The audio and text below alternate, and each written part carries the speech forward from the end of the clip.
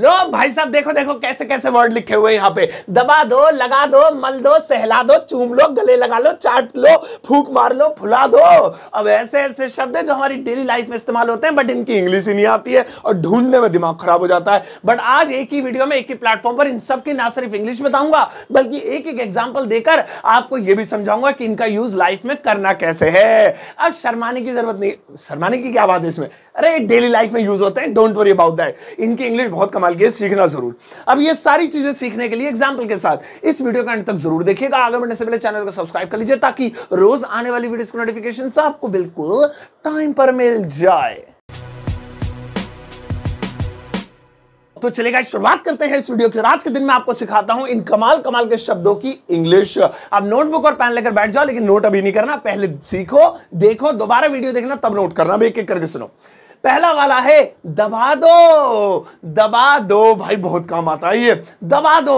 अब हम अपने घर में कहते हैं ना, मेरा सर दबा दो, मेरे पैर दबा दो, अरे मेरा हाथ दबा दो, अरे मेरा कूल्हा दबा दो, जो अलग अलग तरीके से हम यूज करते हैं। तो इसे इंग्लिश में क्या बोलेंगे, बड़े काम का है, जरा ध्यान से सुनिए।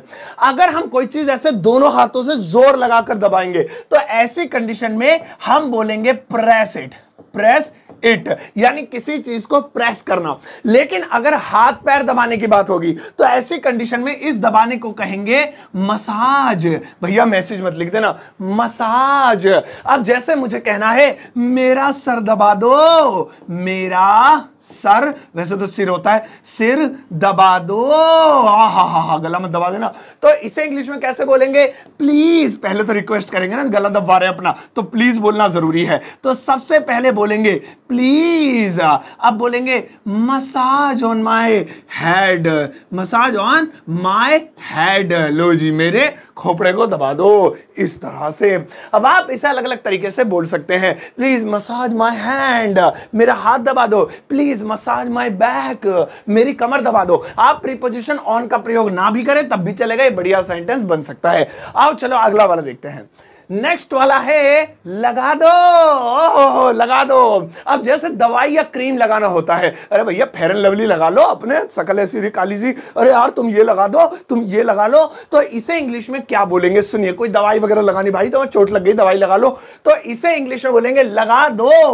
Apply, apply, apply, apply. ए अबे भैया जल्दी से आ जा, APPLY, apply it, apply it. इसे कहेंगे लगा दो। अब यहां इट हट जाएगा अगर किसी चीज का नाम ले देंगे। जैसे मुझे कहना है, क्या तुम मेरे चेहरे पर, अबे ज्यादा लंबा नहीं ले लिया, क्रीम लगा सकते हो। भाई क्या तुम मेरे चेहरे पर क्रीम लगा सकते हो, मेरे हाथों में मेहंदी लग रही है, प्लीज यार लगा दो। तो बड़ा ही आसान है, can you apply the cream, can you apply the cream. इसका हो गया, क्या तुम क्रीम लगा सकते हो मेरे चेहरे पर, on my face, on my face. Question mark के साथ बंद करेंगे, हो गया। Can you apply the cream on my face, अरे अरे apply the medicine on your wound, भैया अपने घाव पे मेडिसिन लगाओ। I am applying Fair and Lovely. अब ये ऐड नहीं कर रहा हूं, ये तो सिर्फ मुंह पे आ रहा तो इसलिए बोल रहा हूं। तो सही है, ध्यान रखना, कोई भी चीज लगा दो, अप्लाई इट। आओ आगे बढ़ते हैं। नेक्स्ट अगला वाला है मल दो। भाई साहब ये भी लगाने जैसा ही होता है, लेकिन ये लगाना तो थोड़ा लगाना हो गया, ऐसे लगा लिया, एक उसे जरा मल देना, तो उसे कहते हैं मलना। अब इसे क्या कहेंगे, वो एक गाना बड़ा अच्छा, रब ने बना दी जोड़ी, ओ हाँ वही याद आ गया। तो इसे कहेंगे rub it, rub it, rub it मतलब मल दो। अब जैसे मुझे कहना है कि मेरे माथे पर, मेरे माथे पर बाम मल दो, बाम मल दो, मल दो, है ना। वो आता है ना, कई तरीके के बाम आते हैं, विक्स आती है। तो मेरे माथे पर दर्द हो रहा है, मेरे माथे में बाम मल दो, भाई साहब प्लीज ऐसे लगा दो ताकि दर्द सही हो जाए। सो प्लीज, क्योंकि रिक्वेस्ट कर रहे हैं सामने वाले से, please rub the balm, rub the balm, please balm मल दो। कहां पे, ऑन माय फोरहेड, मेरे चेहरे पर, ओ माथे पर, फोरहेड। लो जी हो गया। अरे भैया कितनी बार डिलीट करेगा, फोरहेड, लो जी हो गया। तो देखिए, please rub the balm on my forehead, मेरे माथे पर बाम लगा दो। अब आप अलग अलग तरीकों से यूज करिए, जरा यहां दवाई मल दो, रब द मेडिसिन ओवर हियर, जरा ये मल दो, वो मल दो, रब। अब क्रीम को भी अगर मलना हो तो रब ने बना दी जोड़ी। आओ आगे देखते हैं। नेक्स्ट वाला है सहला दो। हो सहला दो। अब ये सहला दो भी बहुत ज्यादा यूजफुल है, हमारी लाइफ में अक्सर यूज होता है। भाई मेरा सर सहला दो यार, मेरा जो है माथा सहला दो। माथा पीछे क्यों कराऊं, मैं तो गुद्दी हो गई, गुद्दी सहला दो, हाथ सहला दो, पैर सहला दो। इसे इंग्लिश में क्या कहेंगे? तो सुनो, बड़ा ही काम का है, लेकिन इसके दो मतलब बताऊंगा अलग अलग, बड़े ध्यान से सुनिएगा। सबसे आसान है स्ट्रोक, स्ट्रोक, स्ट्रोक इट, ये हो गया सहला दो, स्ट्रोक इट। अब क्या सहलाना, इट हटा के हम उसका नाम लगा सकते हैं, लेकिन एक और बता देता हूं, छोटा सा लिखूंगा, इसे ज्यादा लंबा नहीं, वो है टिटलेट, टिटलेट। अब टिटलेट का मतलब भी होता है कोई चीज सहलाना, ठीक है, लेकिन ये बहुत प्यार वाला सहलाना होता है, मतलब प्यार वाला। तो इसे छोड़ो, भग जाए से, हम इसे नहीं ले रहे।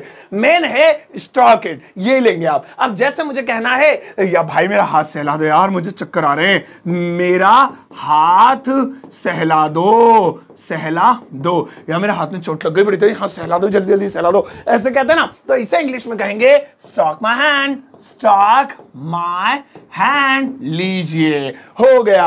अब स्ट्रोक के वैसे कई और मतलब होते हैं, मारना वगैरह वगैरह, स्ट्रोक हो गया या चौक हो जाना, लेकिन स्ट्रोक का एक और मतलब है, वो है सहलाना। अब इसे याद रखना, तो याद रखना। आओ नेक्स्ट वाला देखते हैं। अगला वाला है चूम लो। हो, ये तो बहुत सारे लोगों को पता होगा, लेकिन आज मैं आपको इसकी एक और मीनिंग बताऊंगा। चूम लो, अब देखिए, इसे हम सिंपली बोलेंगे किस इट, किस इट। भैया चूमने को किस बोलते हैं, किस करना, तो चूम लो, किस इट। लाल वाले में लिखता हूं भैया, अभी जैसे ऊपर वाले में सारे लाल में लिख रहा हूं मैं।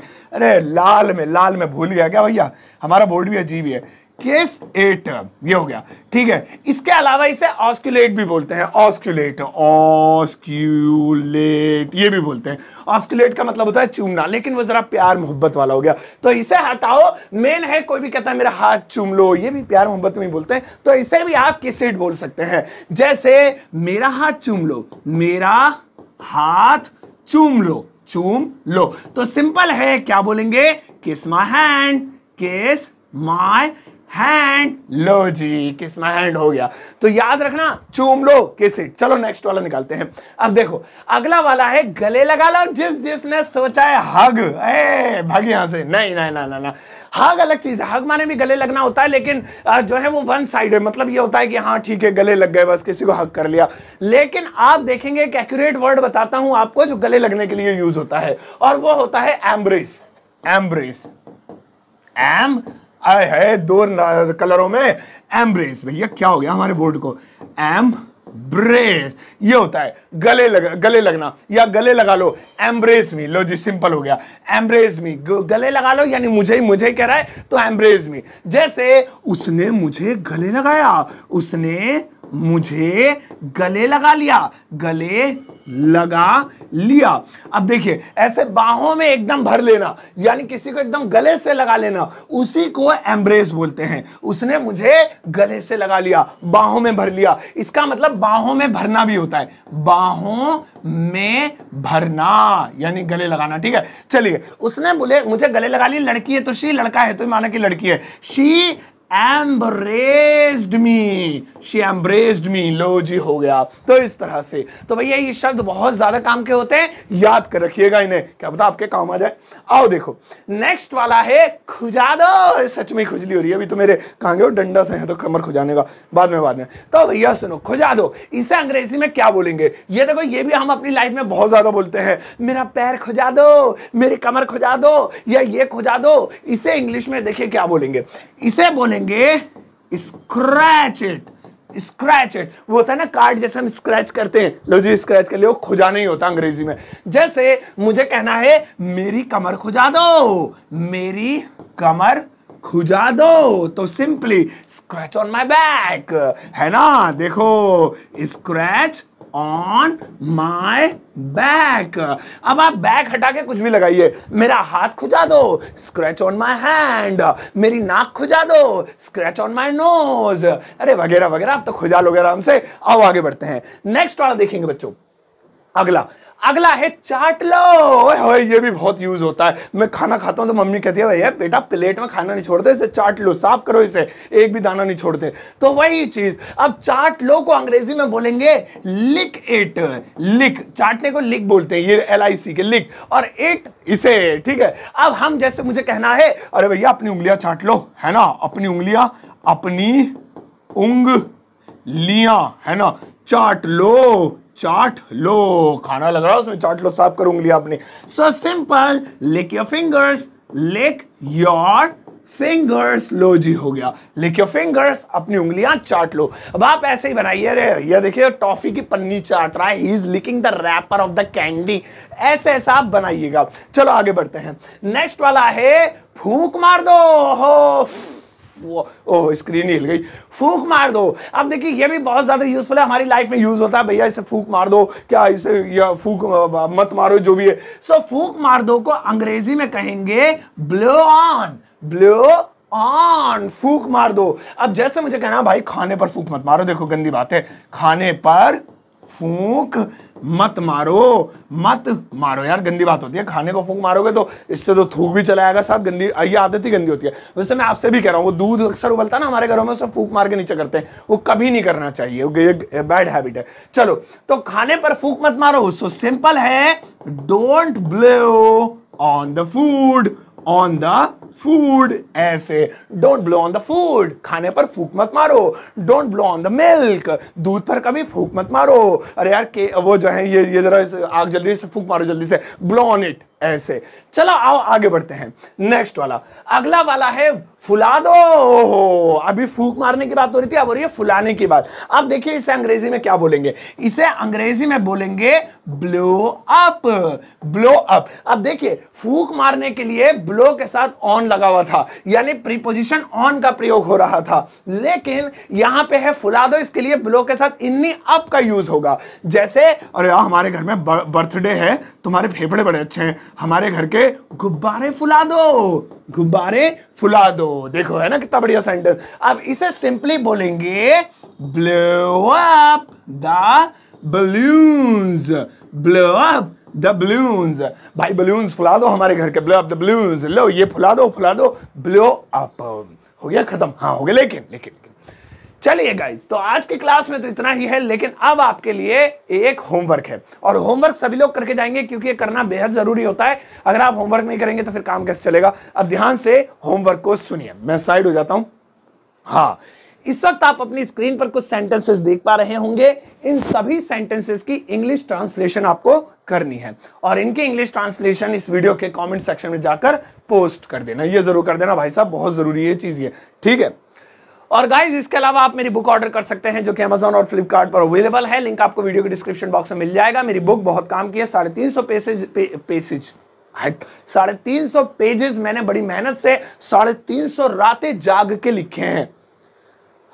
कॉपी भी करा था कहीं से? नहीं मैंने नहीं लिखा, ठीक है। चलिए गाइस, अब जाओ इस वीडियो के सबके साथ शेयर करना, जाते जाते एक टुच्चा मुच्चा पुच्चा सा लाइक देकर जाना।